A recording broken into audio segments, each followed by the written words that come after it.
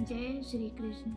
एक बार प्रहलाद जी नगर में विचरण के लिए निकले तो उन्होंने देखा कि एक बूढ़ी कुमारिन बहुत रो रही है। वो उसके पास गए और पूछा, माई क्यों रो रही हैं? तो बूढ़ी माई ने कहा कि कल उसकी बिल्ली ने 2 बच्चे दिए थे जो इस मटकी में थे। गलती से उसने वो कच्ची मटकी अन्य कच्ची मटकियों के साथ आग में आग लगाकर रख दी है। अब भगवान से प्रार्थना कर रही हूँ कि आप ही हो जो उन दोनों को बचा सकते हो। प्रहलाद जी ने पूछा कि क्या भगवान बचा सकते हैं? तो वह बोली, अवश्य। तो प्रहलाद जी ने उत्सुकतावश बोला, आवे को कल मेरे आने के बाद ही खोलिएगा। अगले दिन जब आवा खोला, सारी मटकियाँ आग पकड़कर पक चुकी थी, सिवाय एक की जिसमें बिल्ली के बच्चे थे।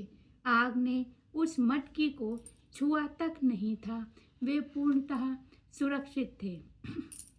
तब से प्रहलाद जी को ईश्वर पर अनन्य विश्वास हो गया कि ईश्वर बिल्ली के बच्चे की रक्षा कर सकते हैं तो मेरी तो अवश्य ही करेंगे, और वह ईश्वर की भक्ति करने लगे।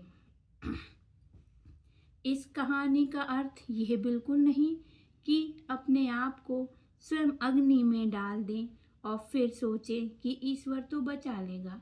ईश्वर ने हमें बुद्धि, विवेक, साहस दिया है जिसका हमें पूर्णतः उपयोग करना चाहिए। किसी भी परिस्थिति में ईश्वर द्वारा दी गई सभी क्षमताओं का पूर्ण उपयोग सही दिशा में करना चाहिए। और फिर भी हम उस परिस्थिति से नहीं उबर पा रहे तो ईश्वर पर पूर्ण विश्वास के साथ उस पर छोड़ देना चाहिए, और यदि हमारी योग्यता होगी तो ईश्वर अवश्य ही सुनेगा और हमें संकट से मुक्त करेगा। राधे राधे।